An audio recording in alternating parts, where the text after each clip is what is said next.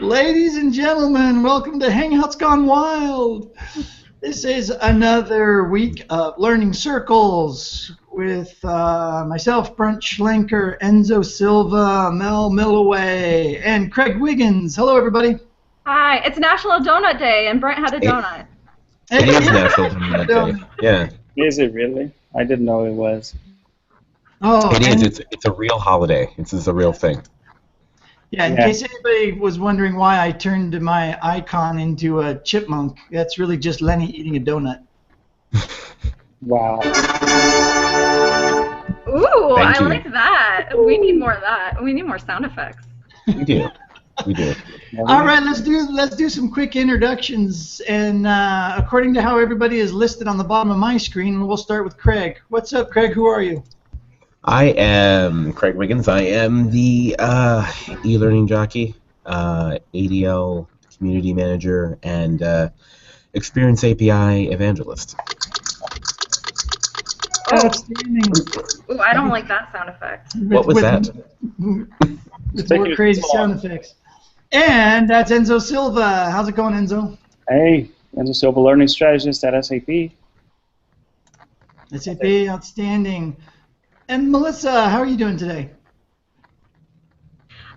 Besides my 6-hour time at the airport yesterday, I'm fabulous, and I'm Wait. You're going to have to clarify that a little bit. 6-hour time at the airport? I got my flight delayed 3 times yesterday, but other than that, I am doing fabulously, so... Oh, that's right. You were in O'Hare. That's right. Yeah. You were talking with Bianca. Yeah. Yes, yeah. And I didn't have any laptop power, or my phone was dying, and there were no chargers anywhere, so no outlets. Of course not. Yeah. That's terrible.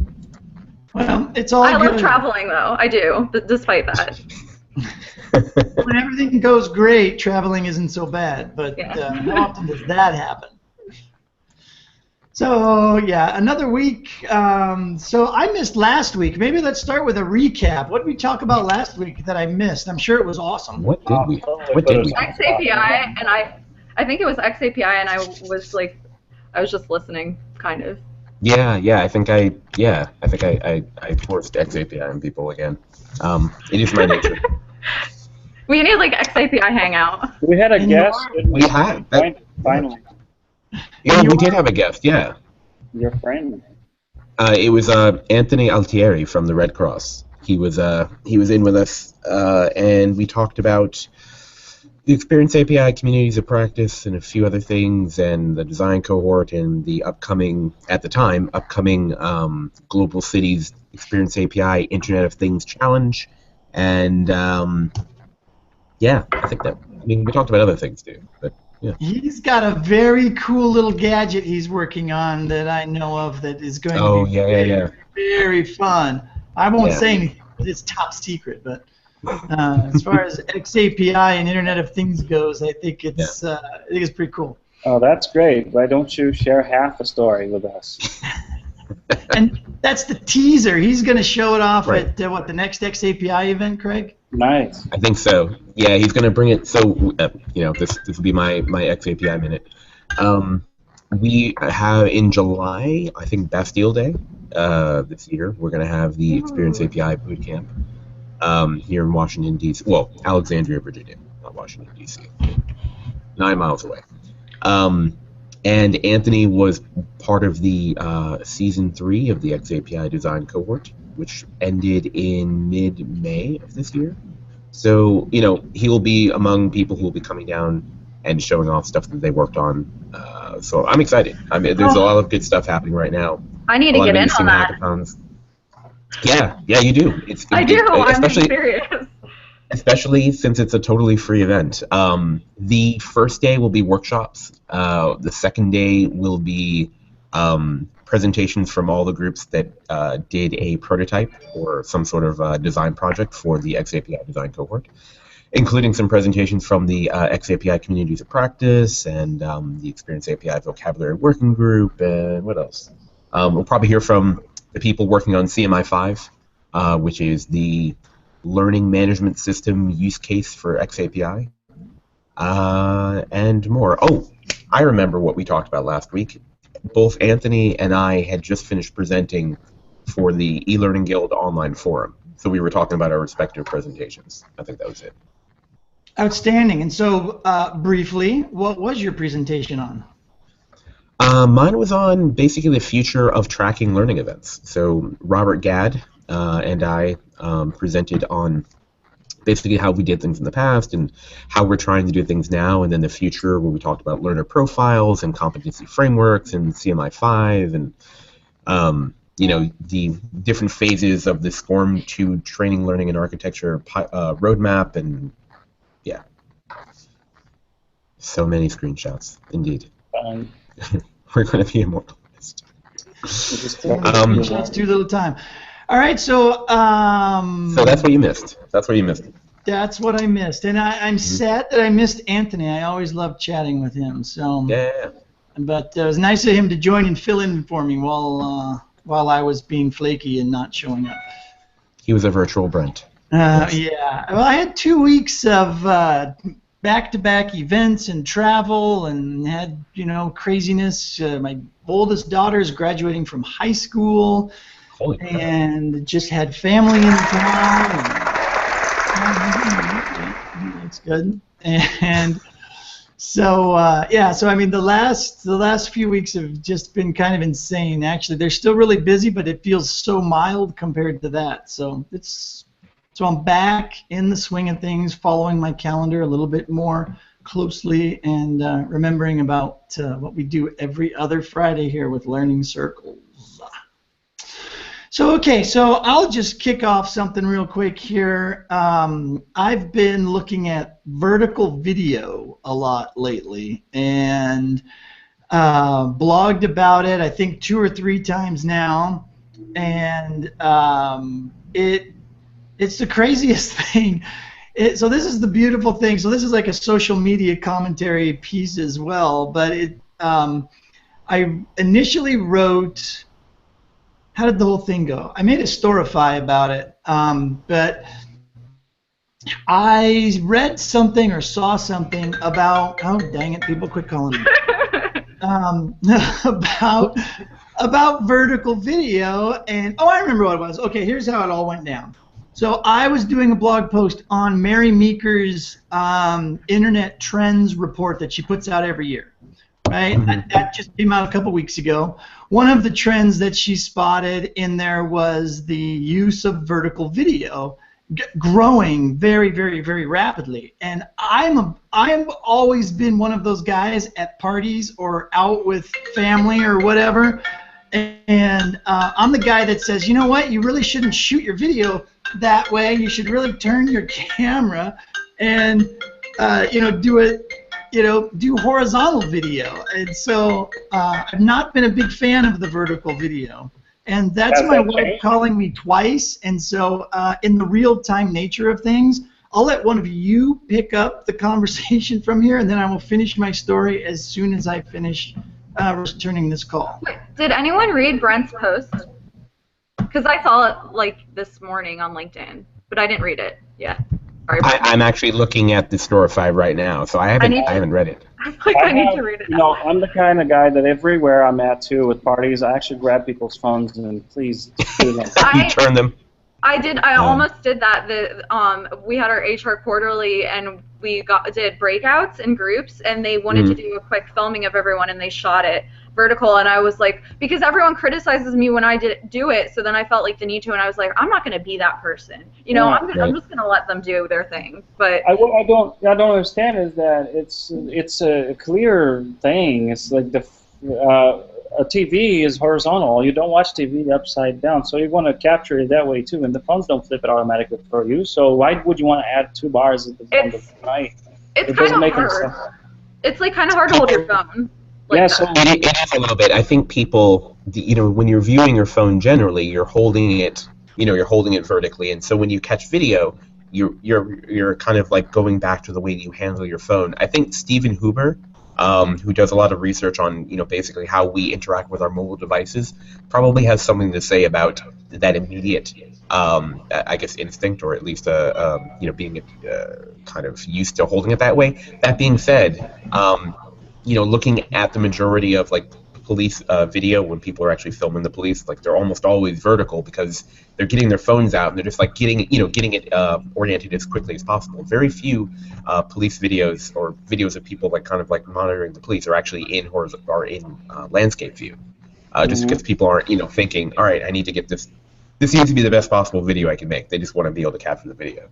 Yeah, it's just the way they easily hold the phone, and it seems natural, like you're saying, but they don't realize they're missing most of the action. Right.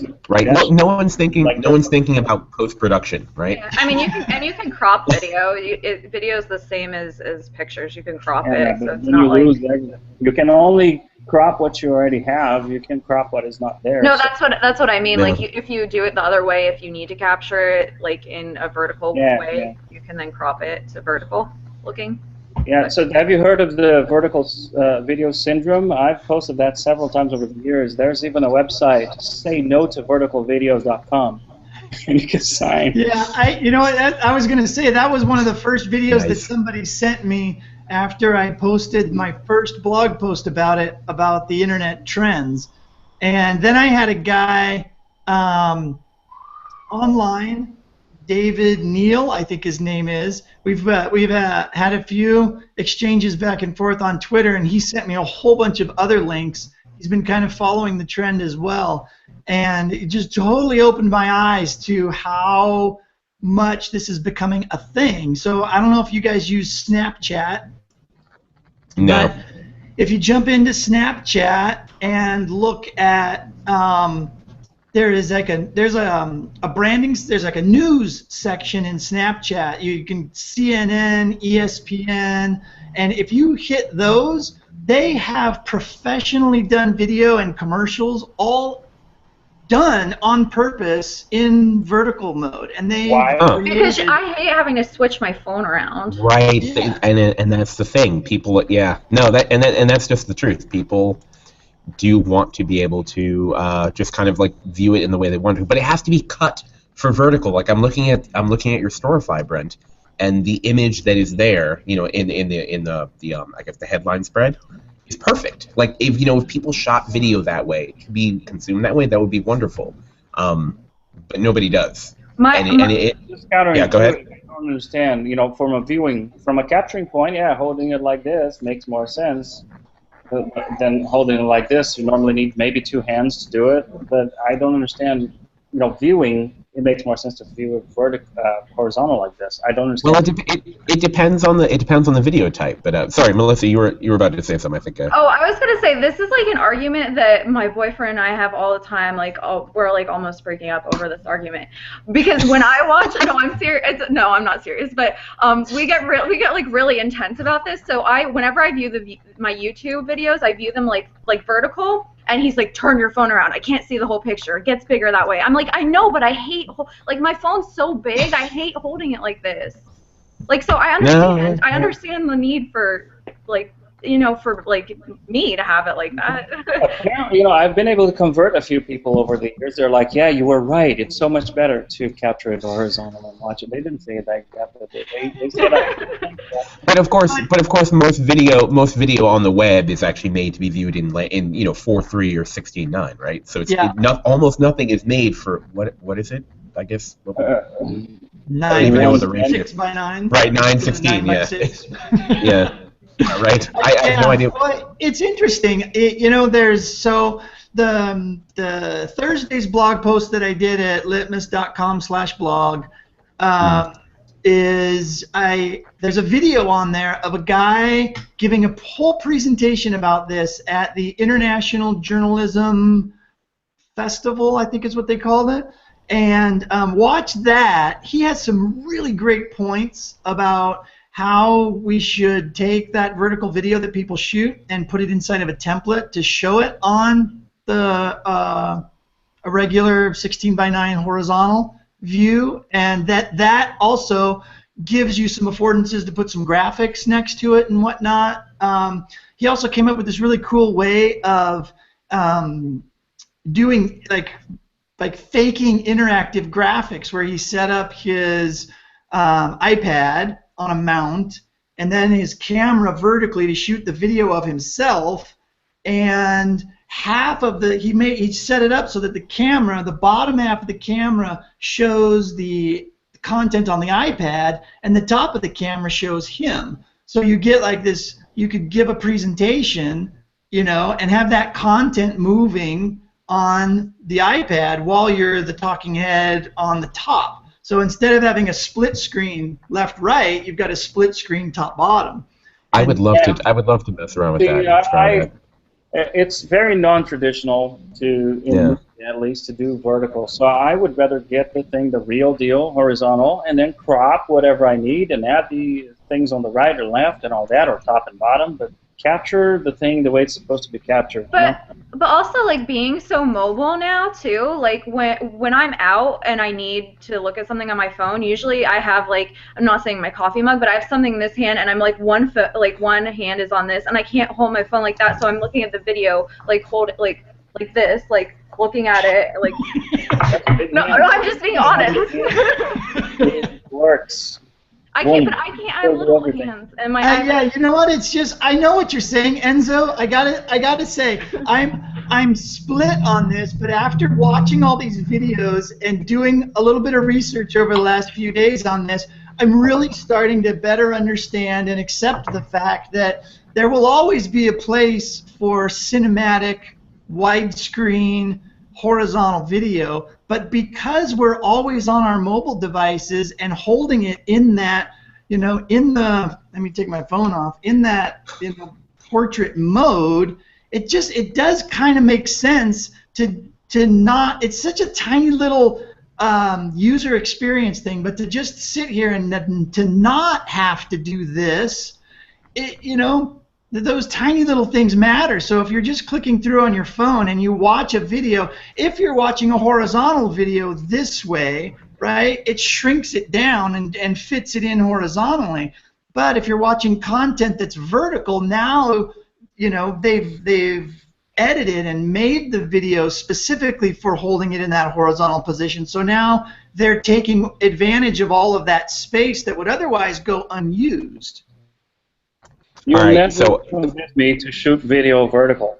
You will. All right, so I think there's, and I've done it before. Add video that is vertical and add whatever, edit it, make extra information on site and all that. But I'm always going to force people to shoot it the way it's always been shot.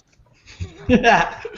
Never. It's like any other good instructional design project, right? You've got to understand your audience, and if your audience is a bunch of kids that are on Snapchat all the time, why not shoot it specifically for the format that they're used to watching? No, absolutely, absolutely. If that's your target audience, then I would absolutely do that.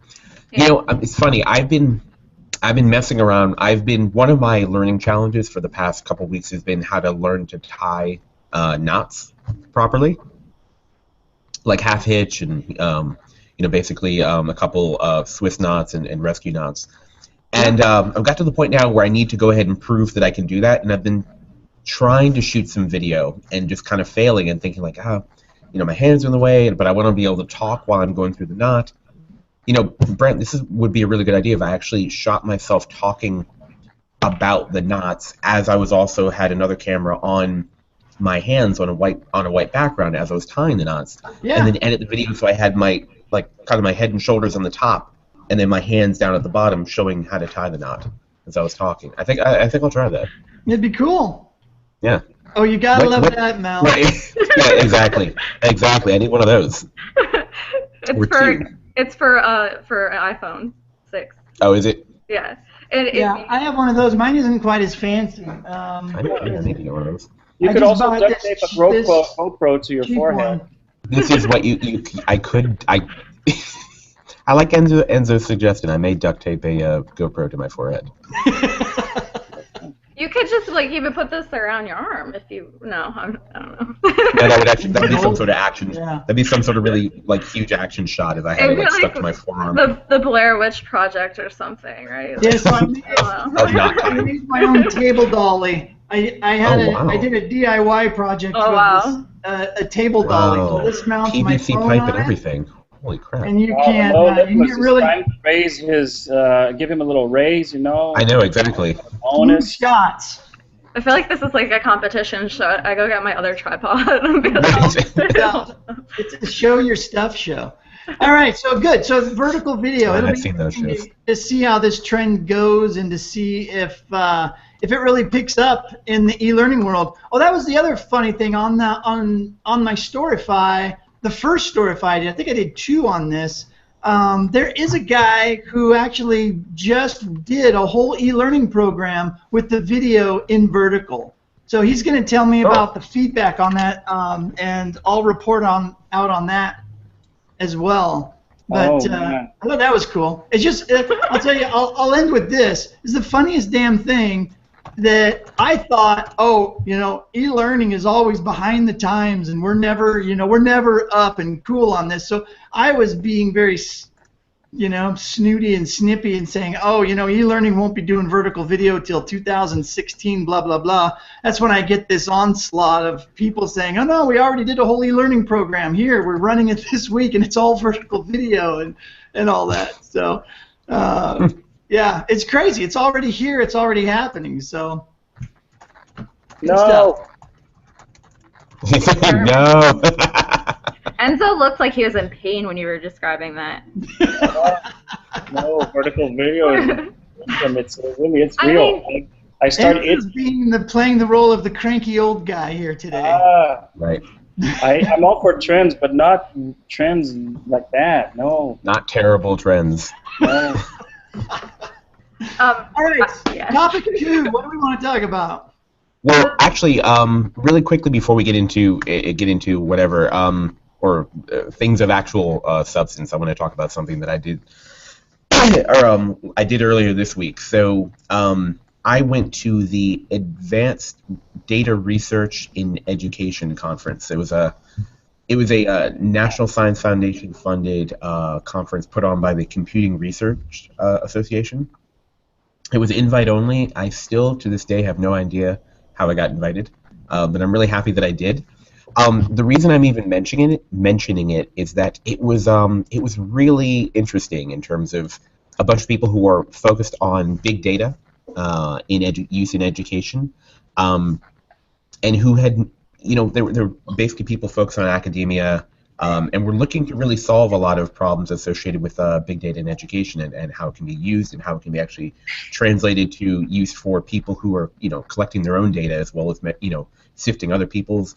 There were a lot of tools that were shown or at least mentioned, a lot of foundations, a lot of talk about who should be getting into data education and becoming data scientists. And the whole time, I'm thinking about the recent shift in instructional design, or at least what we call instructional design, towards using data flows to measure, or at least to track the learning experiences that we are designing and that are happening anyway to the people that we're responsible for. And I have two. I have a Storify for each day that I was there. So I'm going to go ahead and throw those in the chat window right now. There's one, and then there's 2. And we'll put those in the show notes as well. But it was a really great event. I'll probably blog about it sometime in the next few days. But yeah, it was really great. I learned quite a lot, and some familiar faces were at the event, but not too many. It was actually a good crossover of things. So that's what I did of value this week. You have a link for that you can add into our notes? As I'm I do. I actually have 2. I went ahead and put them into the chat window. I'll go ahead and throw them in our notes. Cool. Yep. Anybody else have something that they just want to throw in real quickly? Any sort of brief meetings, events, things that you've been to lately that are of note? I met Brent.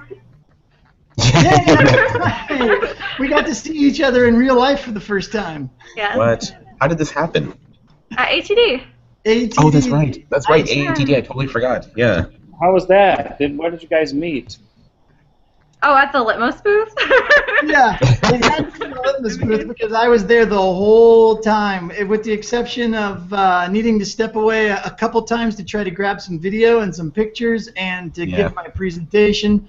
Other than that, I was hanging out in the booth the whole time, so it was nice that people took the time to come over. I didn't have to track people down, so yeah, I appreciated that. So yeah, it was fun. Everybody knows where. Will also.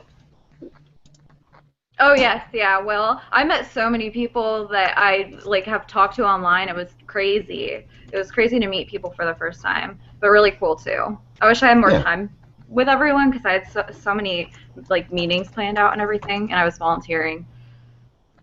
So yeah. Oh, that's right. You volunteered at the event, right? hmm Yeah. Are you going to be a dev learn? I'm going to DevLearn. Yay! You are going to DevLearn, yes. I am going to DevLearn. Yay! It's happening. It's happening. Hey, Craig, you going? Okay. I am scheduled to go. My presentation was accepted, so I and some of my closest ADL Let me guess, your colleagues presentation is about XAPI. It is, but it's also about business processes and basically getting things done and actually solving problems in the workplace. Oh, and data analytics. So it'll be everything that everything that I'm into right now. Awesome. Enzo, how about you? You going? I'm going. I'm going to be presenting there. Awesome. Yeah, I'm going to take my experience as a background actor on Walking Dead and talk about lessons that we can take from the show or the trend into instructional design. Awesome. I'll build a bridge there. All right, I'm totally hanging out in So your people session. that come to my session, be ready to act like zombies. Can we get our faces painted? Okay, That's cool. this whole zombie trend is just getting out of control. I'm like watching the last episode of Game of Thrones. Hold on. Wait. Spoiler? Wait. Yes, because I'm waiting. Yeah, please, because I was away and yeah. Yeah, no, I'm gonna catch up this weekend. I'm catching up this weekend, but I heard that. Well, I'm assuming. Okay. First of all, and this has nothing to do with learning or anything. No, maybe it does. We can talk it through. It does. Work it in. Yeah, we'll work it in. Yeah, we're professionals. So I'm assuming it was the White Walkers, right? I'm assuming the White Walkers showed up and they actually. Yeah. Oh, Yeah. people, spoil it for people you. are watching this, and it might be spoiled for them if you say anything.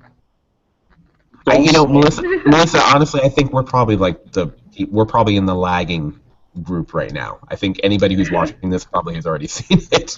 Okay, so I kind of did. I saw it by accident. You did. You saw it by accident. I woke up during the end. I had HBO on when I fell asleep. Oh, and I that's woke up, terrible. And I woke up for the last 7 minutes of the show. So my life has been ruined. Yeah. Okay. So, Well, let's just say it's continuing a trend. it's continuing a trend. Lots of trends. Yeah, I zombie and I think at least I think The Walking Dead gets it right. It does a different spin on it, and it doesn't focus on the zombies and focus. I liked iZombie. You mentioned that, Enzo? That was that a British show that was on for 2 seasons. I haven't seen it. I'm afraid to. Oh, that was actually kind of interesting. It's basically they kind of. Not to spoil it for anyone, this is just the premise, but the idea is that there was a zombie outbreak, and then in Britain, and then they figured out how to sort of de-zombify you, like basically bring you back to some degree. I mean, you've already died, but they kind of make it so that you don't, you have your mind back, and you're not necessarily, you can't really eat, like regular food, but you subsist in other ways, and they give you like a little injection. And you have to keep taking your medicine or whatever the thing is to keep you non-zombified, but in effect you are, But still. that actually works very well into the whole thing of learning and trends, because that's actually like a trend. Because iZombie is also from a comic book, and Walking Dead's from a comic book, and I feel like there's a lot of comic book style trends that have been going on in our industry too, and I want to see them continue. I'm going to bring up. That's something I'm going to bring up, is the idea of moving and adapting things from one medium to the other, and what you lose, what you add, and things like that. You guys are amazing. It all comes back to learning. It all comes back. It does. It all does. I mean, Yeah, I've always said, I think I've done a couple sessions on this over the years, but I've always said that, we can learn so much from the newsroom, right, from journalism and how they do what they do. I mean, think about it. I mean, a newsroom relatively speaking, a very small group of people produce like an amazing amount of content daily. And so, and the fact that it's not like, e-learning and it's not instructionally sound and all that, but could it be, right? Could you do something similar with templates and whatnot and be able to crank out the content that a newsroom cranks out and still have it be really educational? I think there's something to be said for that workflow that a newsroom can do to produce so much content, and taking some of how they do that and moving it into the instructional design world. Brent, I was just talking to someone the other night about, what was that show that was done by the guy who did The West Wing? It was The Newsroom, the show The Newsroom. And I think the second season, they had people on the campaign trail, kind of like just groups of people kind of following the campaigns, and you know how it's done. Yep, I watched it. Yeah, it was a good show. So what have we had? I mean, maybe this is sort of blurring the line between reporting and education, but I've watched a lot of like news channels via Roku lately, and ones that are startups and like Vice and things like that, where they kind of go on location, they stay on location, and kind of report from the field. What have you had people with an instructional design background and people who are used to making bite-sized chunks of learning, much in crash course style, if you guys are familiar with crash course, from the trail? So it's not just reporting on events, but actually kind of giving people educational context around what they're looking at. Like, why are we in Iowa? What's going on? Like, what's the history of this? What are the issues that are actually affecting people right now? What do you have to know in order to be able to make an informed decision? What does it mean if someone wins in Iowa? And how does that affect what happens in New Hampshire? What does that have to do with the primaries? Like, why do we vote this way anyway? So like kind of mixing all that stuff together to kind of inform the public as they're ingesting news as it is. Like, basically this happened. Well, it's perfect because it totally connects to what you're saying about data too. So in my mind, about the future of what it is that we do is that this is the way I see it being successful and happening at the rate of change and at the rate of information and the rate at which people need to and are learning to consume information. Step one is we just have to get all the information out there. What's the best model for doing that? A news department, right? So we figure out a way to just get content created and push it out there. And I'm shrinking this down into the corporate conversation. You just start pushing content out, and then you use the data and the feedback. How many people watched it? Was there a conversation around it? And then that informs you as to what types of training and educational material you need to create and what stuff you don't need to create, right? If people are watching if they're not watching something that you produce, and then you have to you ask yourself some questions about that. If everybody's watching one particular video that went out from a quick little 60-second conversation with a subject matter expert or something, shot vertically, and posted online, and then all of a sudden you see this conversation and you're like, wow, nobody in our company seems to know that. We should put that into the new hire training or whatever, right? And so with the ability to just flood information out, so to speak, gather the data on what people want and how they want it, we can then make smarter decisions about the types of training material and the content that we then create, probably even using that first material that went out. And I think that's something we talked about last week on the XAPI thing. What do we do with all this data? What type of data do we gather? If anything, it should help us know what people really need and what people really use. Feedback is always skewed. You never know, if people are holding back on telling you that what you put out sucks or not, or is useful or not, or what should be better about it. But by gathering usage and stuff like that, you should be able to make more informed decisions. It's a good starting point. And it's having a plan on what to collect. Do we collect everything, or and I think that's something we left kind of hanging last week is for data. Big data is a big deal now, but do we want to collect everything possible and then filter? Or well, this is it's like any other trend, Enzo, right? The pendulum always swings to the extremes, and then it always tends to come back. And I think it it has to go over to the extreme, and we have to all of a sudden collect everything in order for us to really know what we want. So we collect everything, and then we're like, whoa, this is too much. Let's figure out what we need, and so then we dial it in. So the smart thing to do, and the thing that people are not necessarily doing, is to actually, as part of the instructional design process, would be to plan your data flows based on the kinds of things that you want to collect. But I think, Brent, you and Enzo are correct in that what will most likely happen is that people become empowered by the new tools, Experience API, the fact that you can have a learning record store which will collect data from learning experiences that aren't on the same servers and aren't, or from different devices and things like that. And people are going to go nuts without any kind of guidance with what to do. This is where the idea of data science as a discipline folding into what the modern instructional designer may have to know about comes into play. Question is, though, and this is actually something I wanted to talk about because there was a theme of inclusion and exclusion that I kind of had planned for this episode that I don't think is going to happen. One of the things that I talked about this week with a colleague of mine was the idea of what it meant to be an instructional designer, and she brought up the idea that she and a few other people had been working on called the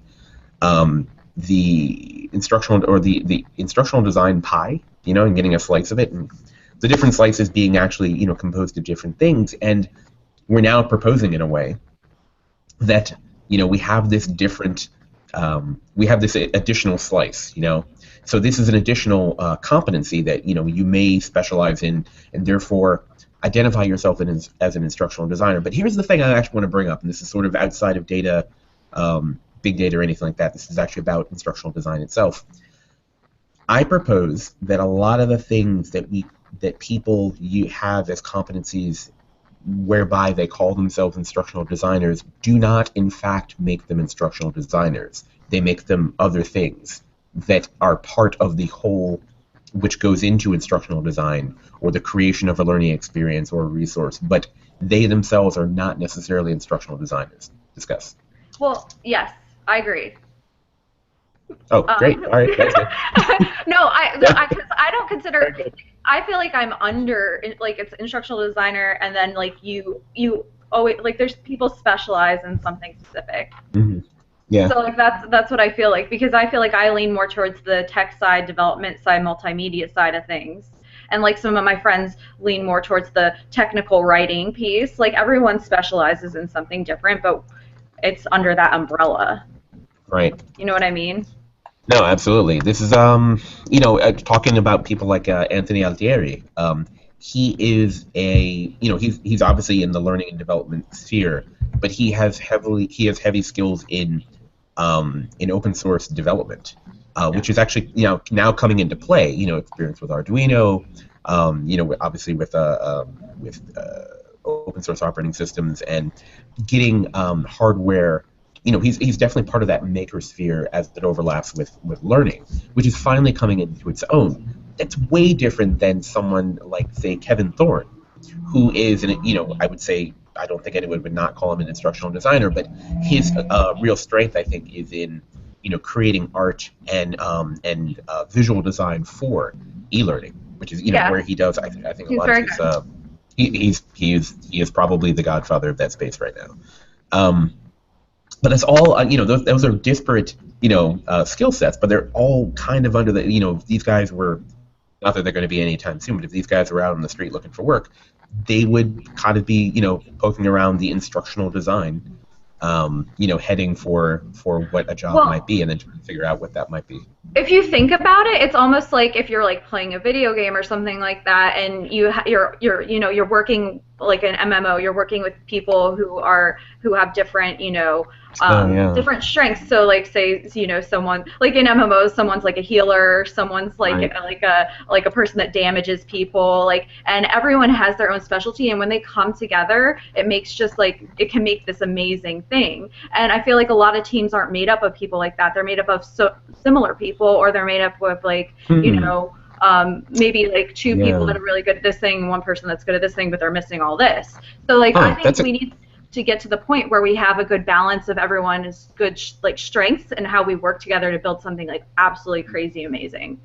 Do you find, would you say that that kind of thing happens more in the freelance space, when you have a contract and someone gets a team together, as opposed to say a corporate environment or some other sort of institutional environment where they've hired a certain type of person based on certain criteria, and then they find they have people with a lot of overlapping skills, but they may be lacking in some other things, where they have to kind of outsource within the company or within the organization, or outsource outside of the organization to get those things. I think we need it in the corporate world, but it's not something that I'm seeing when I'm freelancing. So, and I'm not like currently freelancing, but I'm working on a project with my friend Rachel, and Rachel's doing all the scenario. She's doing all the scenario design because she's like, that's her strength, and I'm doing all the development work and the taking the images and all the multimedia and all that, and like it's like a perfect union. Like I've never worked with someone so well in my life, and I'm like, that's what I would have loved like when I was working like with different corporations too, like because I feel like there is that overlap, or people have the same strengths, or they don't have any background in something, or it's just not the perfect union of different skills. I think that's where the strengths of I think might not have been cited in that article you just shared, is of the hiring manager being able to put together a team that is effective and play on people's strengths and not put them in projects where they need stretch goals and be able to challenge themselves, but not put them in a situation where all they have to contribute is their weakness. I think that's important as well. No, I totally agree. And so you're kind of touching on some language that kind of not betrays, but kind of indicates that you, like me, have had some experience in the management capacity when you start talking about people's stretch goals and kind of balancing a team and trying to make a team that will work well together to produce good stuff, as opposed to and oftentimes in many cases fighting. Maybe this wasn't your case, but fighting the hiring apparatus within your organization to make sure you get the kind of competencies that you want. Yeah, I think I haven't. I'm not a fan of the managing people side of things. Yeah. But me neither. I do it, but yeah. I've been fortunate enough to work with people that have a very open management style, where they share what they are doing. They collaborate. They get the team together, finds out the team's strengths, and then actually acts on it instead of just finding out the strengths and, okay, good, you're creative, you're not, boom, done, move on. No, they actually play on and put people together in teams, share their own weaknesses, share their own development goals, and stuff like that. So I think it's just a matter of being fortunate to hang out with the right crowd, I guess, and being hired by the right people. Yeah, but I mean, but like what Craig was saying too, like it hurts when you don't have someone that specializes in one thing that you definitely need, and in the future that might be data. And what if we don't have someone to represent that? Like, where do we go? Right. We might fail because we're not looking at it from that point of view. We're looking at it not from a subject matter expert point of view on data. Right. I would say that. I mean, I hate, in a way, I sort of hate the, what would you tell yourself if you get started, what would you tell yourself from 20 years ago or 10 years ago, knowing what you know now? I don't know. I think right now, if someone was starting out in the industry, I would tell them, obviously I have a bias because of my evangelism, but I would tell them to keep an eye on the development and how people are treating learning analytics, and basically how the development of like open platforms for that purpose kind of develop, and maybe even get involved with helping that stuff. George Siemens of I think University of Texas at Arlington was one of the people at the conference I went to, and he was talking about open platforms for learning analytics, so we can stop messing around with tools and kind of figure out what's best and kind of get to the meat of figuring stuff out. I would encourage someone who is working within a corporate environment, actually working within any kind of environment as an instructional designer, to keep an eye on that, because you're right, Melissa, like at some point a team will need someone with that competency and understanding, how instructional design works. And right now we don't have a lot of those people. Janet Lan Efron and Sean Putman had a MOOC last year called Designing for Data. It's unfortunately no longer available, but I would definitely recommend actually contacting either one of them. Hopefully they'll relaunch it this year. But it was a really good, introduction to data science for people like us, I would say.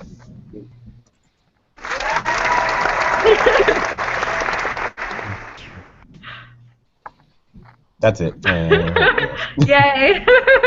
No, but I love that. I feel like we could have had a whole hangout on, like people specializing in what teams. Well, don't we do that? Maybe we do. I was going to say maybe we need to do that. I'm always talking about too. One thing, like if you look at the entertainment industry, for example, that I like to be involved with at times. You have specialists that do every single thing. By the time the actor comes in on a scene, there has already been the camera, the lights, everything's already set up, and they're still adjusting the stand-in and all that. When you come into a scene, you're pretty much ready to do a little rehearsal, talk to the other actors, and go right in and do the thing. And with our industry, it's like everybody has to wear every single hat in every project. I feel wrong. It's okay to play the different hats to get the experience and know what people are coming from when you request a graphic or something like that. Play with it yourself as well, maybe for small projects, but we feel the pressure sometimes to do everything from project management to curriculum management to instructional design to development to delivery. It's crazy. The pressure we put on ourselves and the expectations we raise. Oh, yes. Part of that... Yeah, go ahead. Oh, no, I a million, bajillion, quadrillion, bazillion support you on that because I feel it. I feel like that's statistically inaccurate. No, I don't think that's I was just trying to really show how much I support that statement. I think part of that might come from the idea that we we're not always operating from positions of strength in terms of being able to fit into jobs or being able to even articulate the value that we bring as learning and development professionals to a situation or even to a team that purportedly already does learning and development or handles that function within an organization. I think until that is sort of more concretely defined and understood by, say, again, as Enzo pointed out, hiring managers, we're going to get people kind of trying to kind of fit in where they can and say, yes, I can do these 9 things, and plus I also have I also have used 9 authoring tools, and I have many badges that I can show you. People need to be able to fit in. Yeah, right. People need to be able to fit in where they have strength, and then confidently, find positions where they'll be of most use, and then have people understand that that this is where they are useful. So. Mm-hmm. Yeah, it's setting yourself up for failure. I mean, there's one thing to do a stretch goal to try to do something different and get familiar with a tool that people are going to be using in your project or something like that. But it's another to expect to be excellent at every single thing that you do. Right. You're setting yourself up for failure, And I've done that to myself so many times. I still do. Yeah, same here. Yeah. Yeah, and then you end up juggling so many different things, and then people find out you're good at graphics, and then you have the whole company calling you to make advertisements, and just like a slippery slope. It sounds like it might be a personal story, Melissa. No, I'm just no. No, well that's been artists in the company before. Right. She doesn't want to get herself in trouble. Yeah, exactly. She's changed the names to protect the innocent. So. No, it happens everywhere. I think you become the person that always says yes, and then it's a story everywhere. Oh man. Okay, I feel like that should be our next learning circles hangouts talk. Well, yeah, actually, I mean, because that is a huge problem, especially for people like us in an organization where, depending on the organization, and I would say more often than not, the people within, stakeholders that oftentimes come to you kind of having an idea of what they want done, and you've been taught that your purpose, or at least one of your primary strengths, is the ability to do a needs analysis and figure out what the problem actually is. And that does involve, in some cases, saying no and being able to kind of steer people, or if people say that they want you to just make a put the graphics on the left and the text on the right, or vice versa, depending on your Or just make a vertical video. Or just make a vertical. Just do it, Enzo. Just do it. Goodness. Do it. It's like the new XAPI word. Yes, we're gonna make Enzo drink. That's That's my new. That's my new stretch goal. So. We need to start taking 0.002 megapixel pictures just because we can. It's just like it's experimentation, you know. It's like art. You just gotta try it, see if it works. I think we're at the end of our hour. Yeah, guys, I gotta cut out. But I'm guessing everybody's got meetings, so this will be our wrap-up time. So let's go round the horn one more time. Who are you? Where can we find you? And what are you doing? Craig, start. All right, I am Craig Wiggins, and you can find me at craigwiggins.github. Oh my God, it's so long. craigwiggins.github.io. And I will, honestly, I think I'm going to institute a new thing, so I'm going to announce it here on Learning Circles. Oh man, drum roll. I've been getting a lot of questions about, can I have an hour to talk to you about your API or, form the TLA pipeline or roadmap and things like that. I think I'm going to go and set up a office hour on Fridays, so it'll be every Friday. It obviously won't be during Learning Circles time, but it'll be in the afternoon on Friday, probably at 2 o'clock. I'm going to send out a thing on that at my website later. So if you guys are interested in, talking to me about anything that ADL does, or specifically about XAPI, because that's what I do. Nice. Catch me at 2 o'clock Eastern Daylight Time, or just Eastern Time in general, on Google. I will put the information out there on my website, and I will probably repeat it the next time we meet. That's generous of you. That's awesome. Thank you. Well, I am a man of the people. I'll start charging people $50 for the link. Yeah, right. Exactly. Yeah, it's funny. I've actually been talking to my staff about that as well, about me doing it on Fridays, and I just haven't instigated it yet. So now you're motivating me. So I'm gonna. Yeah, we need to set up our own schedule. Yeah. Yeah, I'll set up some office hours as too for folks. So it'll be fun. We should start a whole thing where everybody in the industry can set up their own office hours. Learning Circles office hours. Are you doing vertical, Enzo? Is that what you're trying to do? Yeah, but this is see how well it works. Now you can horizontally vertical. No, I think you're horizontal. The video may be vertical, but you're definitely horizontal. All right, Enzo, who are you? Where are you? Where can we find you? I'm Enzo Silva on enzosilva.com, and just reach out to me. I love talking about trends in the industry anyway, as you guys can tell. It's just not vertical video, so don't talk to me about vertical. Please, no. No vertical video and no XAPI. Okay, we're going to have to start a list. XAPI is cool. All right, Mel, what's up? I'm Melissa Milloway, and you can find me on Twitter at Milloway, and all of my information is in my profile if you would like to visit my website or LinkedIn. Awesome. Yeah. And we are now exactly at the 10:30 mark. I'm Brent Schlenker. You can catch me at B Schlenker, BSCHLENKER on Twitter. And we'll see you guys in 2 weeks. Adios. See ya.